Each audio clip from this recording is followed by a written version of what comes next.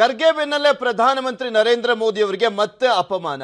ಮೋದಿ ಒಬ್ಬ ಆಧುನಿಕ ಭಸ್ಮಾಸುರ ಅಂತ ಹೇಳಿದ್ದಾರೆ ಉಗ್ರಪ್ಪ ಹೇಳಿರೋದಿದು. ಕಾಂಗ್ರೆಸ್ ನಾಯಕ ಉಗ್ರಪ್ಪರಿಂದ ಮೋದಿಗೆ ಅಪಮಾನ ಮಾಡಲಾಗ್ತದೆ. ರಾಜಕಾರಣದಲ್ಲಿ ಸಭ್ಯತೆ ಮೀರ್ಬಿಟ್ಟು ಮಾತಾಡದಂತ ಸಂದರ್ಭದಲ್ಲಿ ಸರಿಯಾಗಿ ಹೊಡ್ತಾ ಬಿದ್ದಿದೆ. ಅದರಲ್ಲೂ ವಿಶ್ವದ ಪ್ರಭಾವಿ ನಾಯಕ ಅಂತ ಗುರ್ತಿಕೊಂಡಿರುವಂಥದ್ದು. ಅಟ್ಲೀಸ್ಟ್ ಸ್ವಾಮಿ ನಿಮಗೆ ಆ ವ್ಯಕ್ತಿ ಆಗಲ್ಲ ಅಂದ್ರೆ ಆ ಹುದ್ದೆಗಾದ್ರೂ ಗೌರವ ಕೂಡಿ ಹೋಗ್ಲಿ.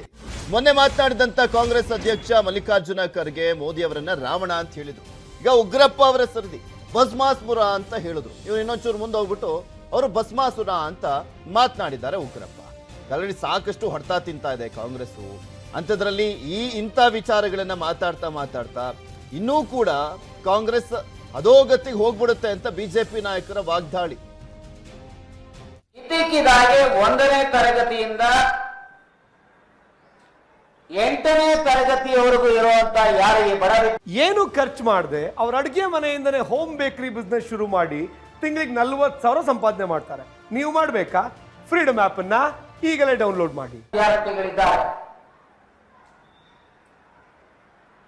ಅವರಿಗೆ ಕೊಡತಕ್ಕಂತ ಸ್ಕಾಲರ್ಶಿಪ್ ಅನ್ನ ಮಿಸ್ಟರ್ ಮೋದಿ ಅವರ ಸರ್ಕಾರ ಇವತ್ತು ನಿಲ್ಲಿಸಿದ್ದಾರೆ.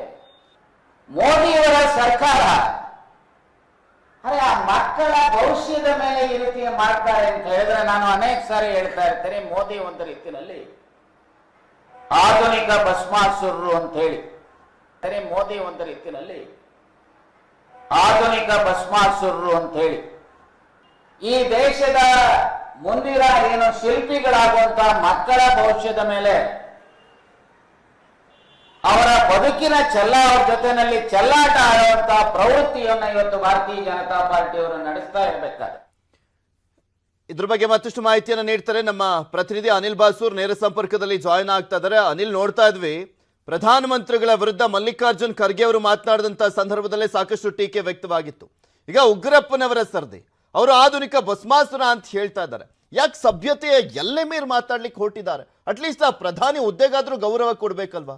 ವಿಶ್ವದ ಪ್ರಭಾವಿ ನಾಯಕರ ಪಟ್ಟಿಯಲ್ಲಿ ನಮ್ಮ ಪ್ರಧಾನಿಗಳಿದ್ದಾರೆ. 70% ವೋಟ್ ಸಿಕ್ಕಿರುವಂಥದ್ದು.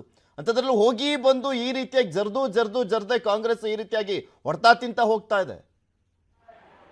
ಖಂಡಿತವಾಗಿಯೂ ಪೃಥ್ವಿರಾಜ್, ಏನಂತ ಹೇಳಿದ್ರೆ ಸಾಂವಿಧಾನಿಕ ಹುದ್ದೆಯಲ್ಲಿರುವಂತದ್ದು ಪ್ರಧಾನಿ ಹುದ್ದೆ ಅತ್ಯಂತ ಉನ್ನತ ಹುದ್ದೆಯಾಗಿದೆ.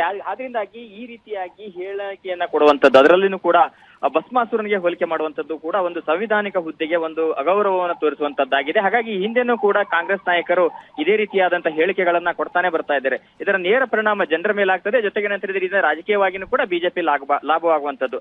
ರಾಜಕೀಯ ಲಾಭ ಮತ್ತು ನಷ್ಟಗಳನ್ನ ಒಂದೆಡೆ ನೋಡೋದಾದ್ರೆ ಸಾಂವಿಧಾನಿಕ ಹುದ್ದೆಯಲ್ಲಿರೋರ ಬಗ್ಗೆ ಮಾತನಾಡುವಾಗ ಅದನ್ನ ತಿಳಿದುಕೊಂಡು ಮಾತನಾಡಬೇಕಾಗ್ತದೆ. ಆದ್ರೆ ಇವತ್ತು ಕೂಡ ಒಂದರ್ಥದಲ್ಲಿ ನೋಡೋದಾದ್ರೆ ಮಾಜಿ ಸಂಸದ ಹಾಗೂ ತಮ್ಮನ್ನು ಏನು ಒಂದು ಸಂವಿಧಾನದಲ್ಲಿ ಕುರಿತಂತೆ ಆಳವಾದ ಜ್ಞಾನ ಇದೆ ಅಂತ ಹೇಳ್ಕೊಡ್ತಾರೆ.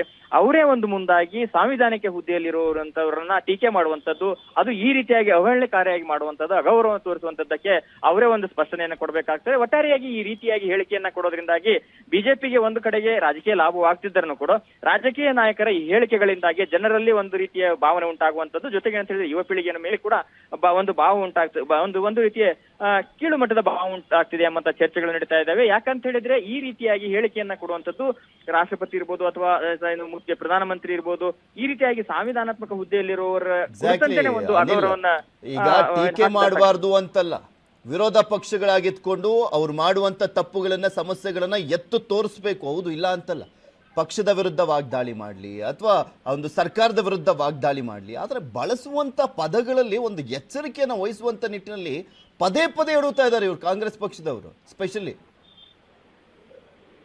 ಹೌದು ಪೃಥ್ವಿರಾಜ್, ಅದನ್ನೇ ಹೇಳ್ತಾ ಇರೋದು. ಏನಂತ ಹೇಳಿದ್ರೆ ಈಗಾಗಲೇ ಈ ರೀತಿಯಾಗಿ ಹೇಳಿಕೆಗಳನ್ನ ಕೊಡುವಂತದ್ದು ಕೂಡ ಅದು ಏನು ಸರಿಯಾದಂತದ್ದಾಗೋದಿಲ್ಲ. ಹಾಗಾಗಿನೇ ಇದೇ ರೀತಿಯಂತ ಚರ್ಚೆಗಳು ಕೂಡ ಈಗ ನಡೀತಿರುವಂತದ್ದು ಕೂಡ ಸರಿಯಲ್ಲ ಎಂಬಂತದ್ದು. ಈ ರೀತಿಯಾಗಿ ಹೇಳಿಕೆಯನ್ನ ಓಕೆ, ಥ್ಯಾಂಕ್ ಯು ಅನಿಲ್ ನಿಮ್ಮೆಲ್ಲ ಮಾಹಿತಿಗಾಗಿ.